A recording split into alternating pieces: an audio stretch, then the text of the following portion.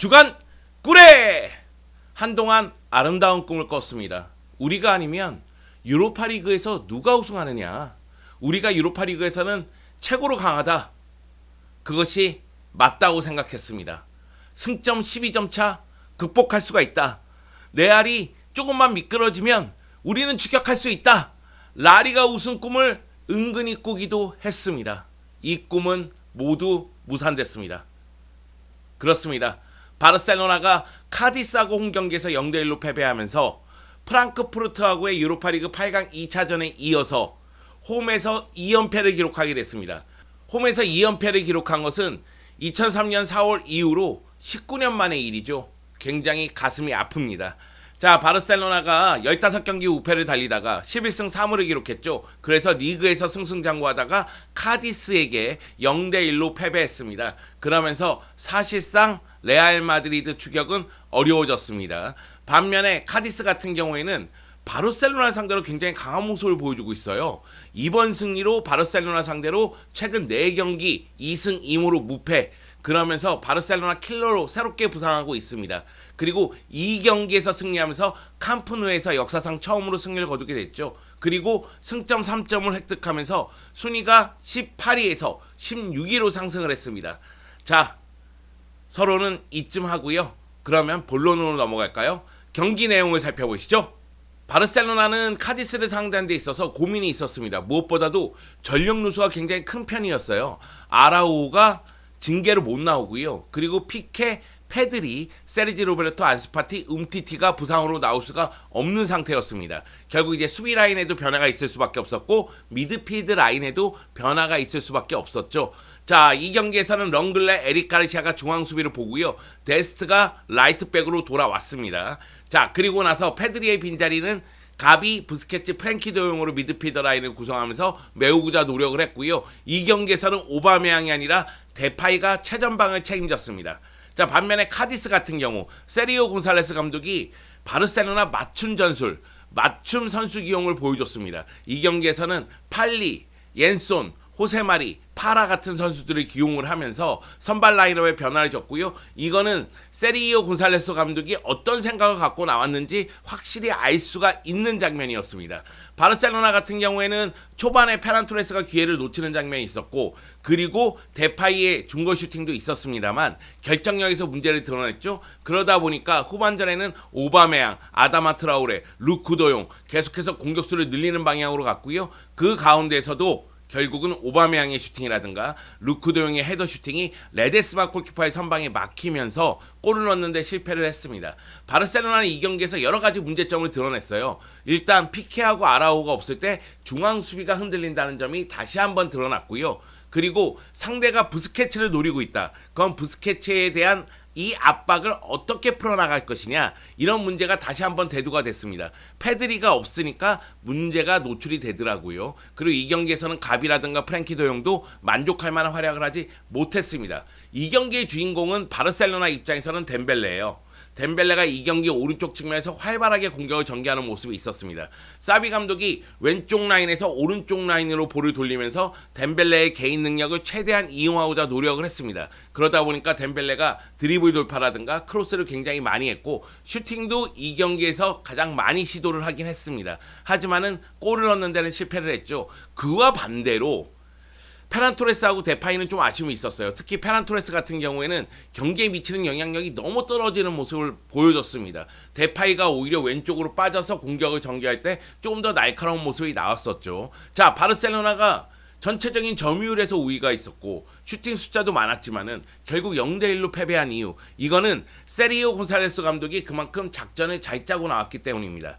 1차적으로는 루카스 페레스, 알렉스 페르난데스, 루벤 소브리노, 사이비 산체스를 이용한 역습 공격, 그 가운데에서 수비로 전환될 때에는 루카스 페레스, 알렉스 페르난데스가 부스케츠를 압박하면서 부스케츠를 통한 패스 플레이를 하지 못하도록 만듭니다. 그것이 1차적으로 효과를 봤기 때문에 바르셀로나는 중앙 쪽에서 공격 전개가 쉽지가 않았죠. 그러다 보니까 측면 쪽으로 볼이 가고 측면 쪽에서 공격을 전개하다 보니까 크로스가 많아지는 상황이 됩니다. 이 부분에 대해서도 준비를 했습니다. 팔리를 선발 출전시킴으로 인해서 수비 라인의 높이를 높여놨어요. 그러다 보니까 박스 안쪽에서 공중볼 경험에서 밀리지 않는 모습이 나왔죠. 바르셀로나의 크로스가 많다 할지라도 역시 문전에서는 끌어낼 수가 있다. 이것을 보여줬습니다. 그리고 공격 상황에서는 사이비 센체스와 루벤 소브리노의 스피드, 그리고 알렉스 페르난데스와 호세 마리의 패스 능력, 이것을 최대한 이용하는 모습이었고요. 역시 많이 뛰는 옌송과 패스 능력과 노련미가 빛나는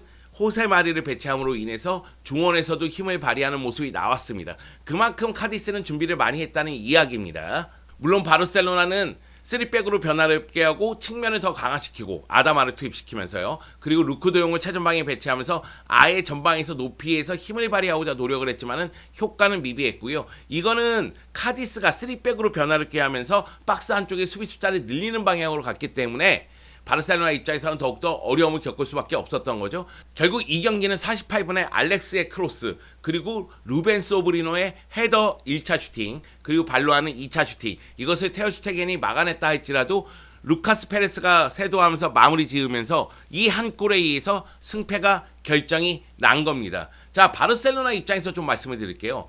바르셀로나는 피케하고 아라우가 없으면 수비 쪽에서 문제를 드러내고 있다. 특히 공중볼 다툼에서 문제를 드러낼 가능성이 매우 크고요. 그러다 보니까 1차적으로 이 경기는 루벤 소브리노에게 헤더를 내주는 장면에서 문제가 노출이 됐죠. 네, 런글레가 역시 이제 아쉽더라고요. 조금 더 분발할 필요성이 있고요. 자, 그리고 바르셀로나가 실점이 많은 편인데 올 시즌 46경기에서 22경기인가? 이 선제골을 내주는 모습이 있었어요. 그러다 보니까 선제골을 내주고 어렵게 경기를 푸는 모습이 있었죠. 물론 쿠만 감독 시절에도 선제골을 내주는 장면이 많았고 사비 감독 밑에서도 선제골을 내주는 장면이 적지 않습니다만, 물론 사비 감독 밑에서는 승패를 뒤집는 그런 힘도 보여주긴 했지만 역시 선제골을 내주면서 결국 패배하는 경기가 또 나왔다. 그 얘기를 드리고 싶고요. 그리고 결정력 문제도 노출을 했습니다. 사비 감독이 이 경기에서 페란 토레스, 덴벨레, 데파이, 오바메양, 루크도용, 아다마 모든 공격수를 다 투입했습니다. 그럼에도 불구하고 골을 넣지 못했다는 점, 6개의 유효 슈팅이 있었는데 골을 넣지 못했다는 점, 물론 카디스의 레데스마 골키퍼의 선방이 정말로 대단했습니다. 레데스마 골키퍼가 이 경기에서 6개의 선방을 했거든요. 그런데 올 시즌에 바르셀로나를 상대한 2경기에서 무려 9개의 선방을 했습니다.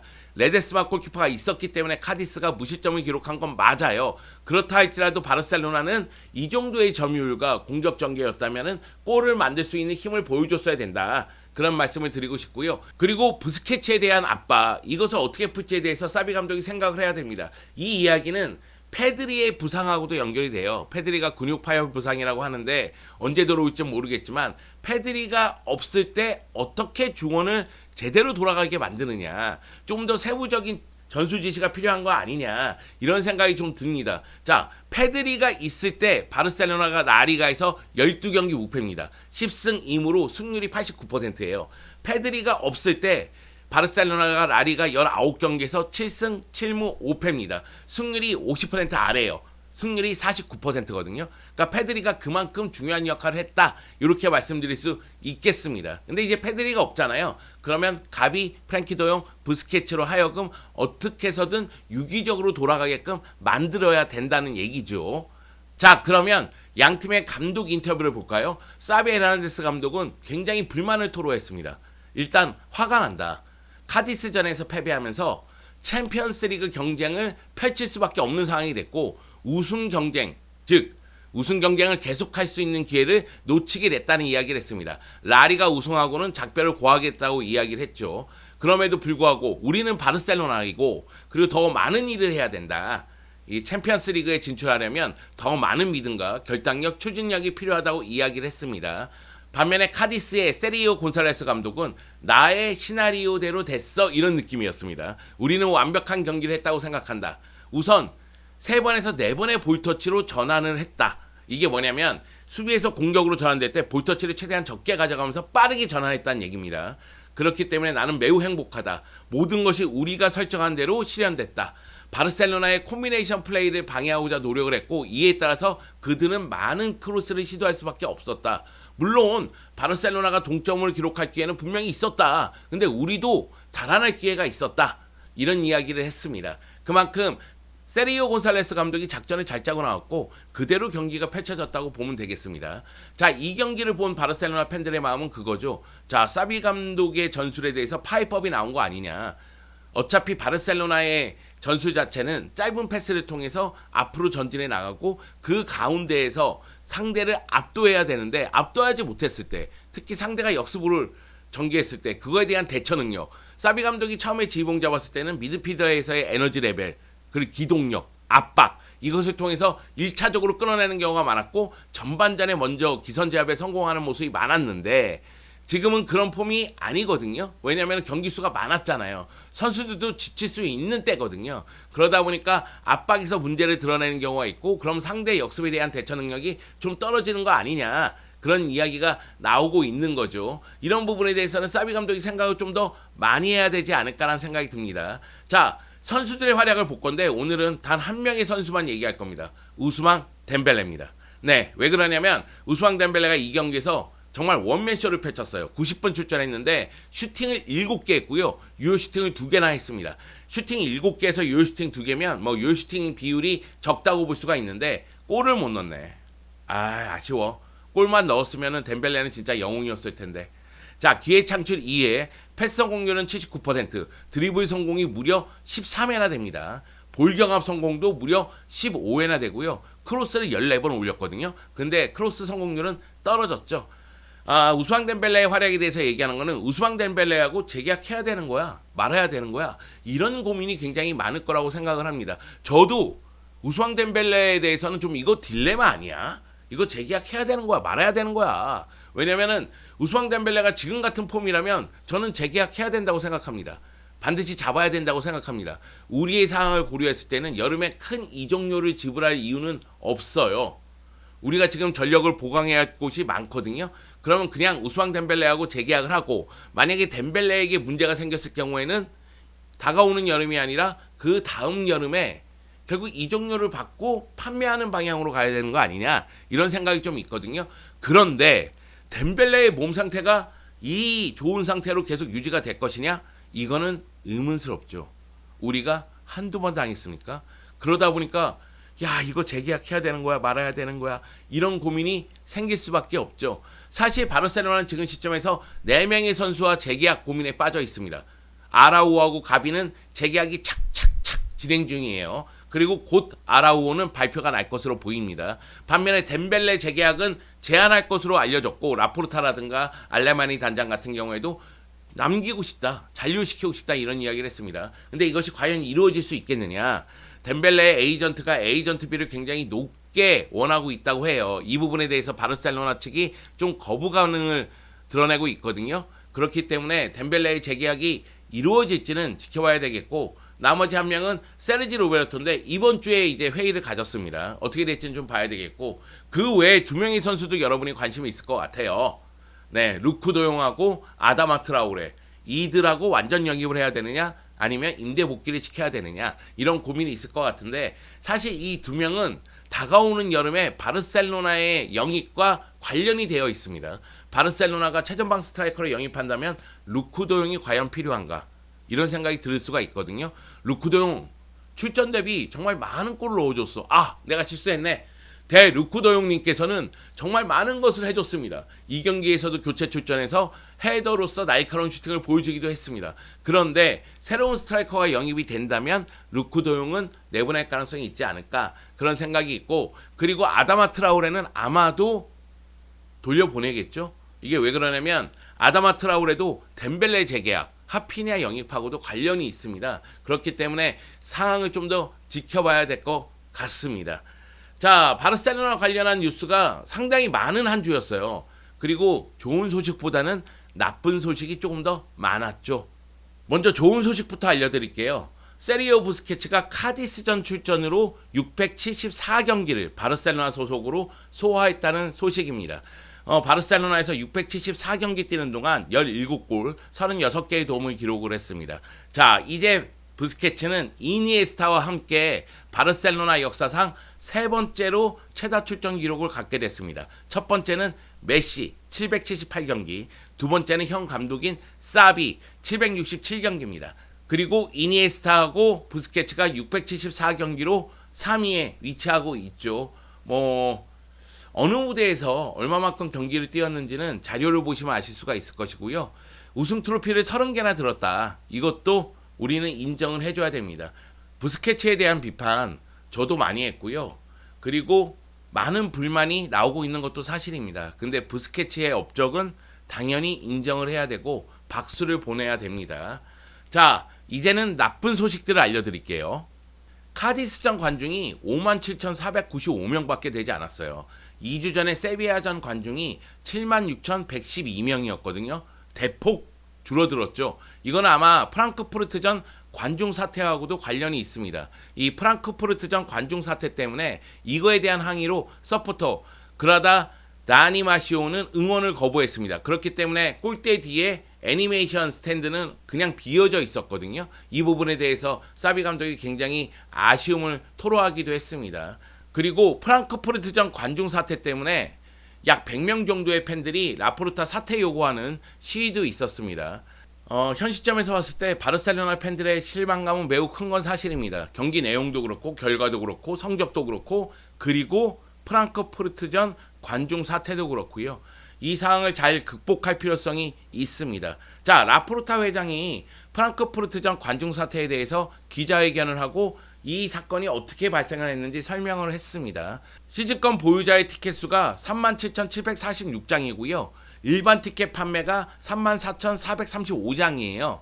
그 일반 티켓 판매 중에서 원정 팬들에게 배정된 거는 5,000장이니까 다른 판매는 29,000장 정도가 되는 거죠. 근데 이 29,000장 정도가 독일 신용카드라든가 독일 IP를 이용한 구매로는 불가능하거든요. 근데 독일에서 여러 차례 시도가 있었대요. 근데 이 시스템 자체가 일단은 제 역할을 하다가 여기서 이제 과부하가 걸리면서 시스템에서 문제를 발생했다고 하더라고요. 그래서 이제 라포르타 회장은 이전 이사회로부터 물려받은 시스템이라고 이야기를 했는데 그래도 책임을 피할 수는 없습니다.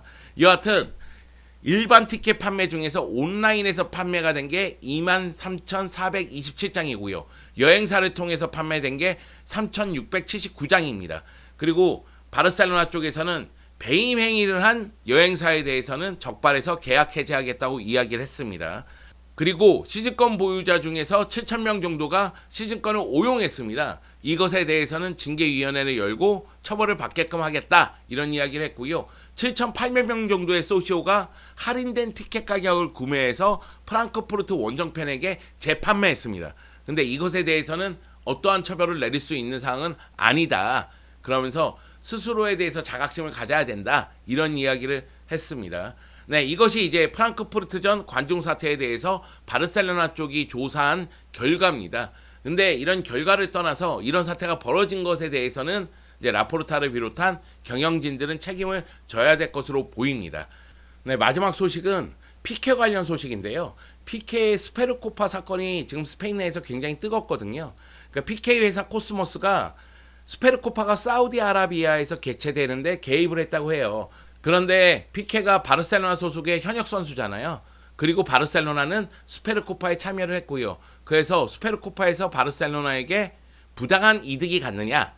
그리고 또 한 가지는 피케 회사 코스모스가 잘못된 커미션, 그러니까 부풀린 커미션 수익을 얻었느냐. 이런 부분에 대해서 의문이 돌고 있습니다.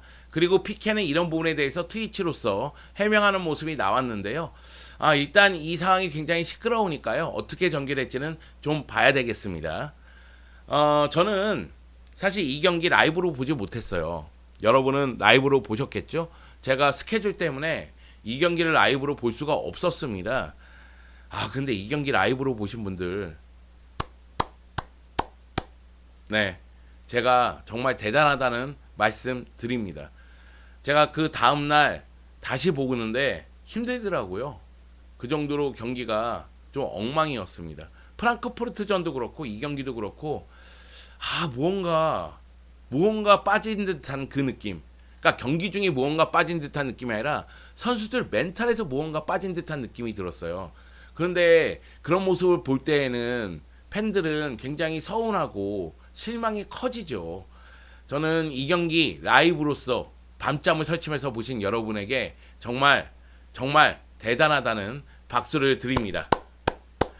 자, 요 얘기를 하고 마무리 짓도록 하겠습니다. 문도 데포르티보에 가브리엘 산즈라는 기자가 칼럼을 썼어요. 그들은 결승전을 치르는 방법을 모른다. 네, 바르셀로나가 중요한 경기에서 미끄러지고 있잖아요. 마치 결승전과 같은 경기들에서 미끄러지고 있잖아요. 이런 부분에 대해서 네, 칼럼을 썼는데요.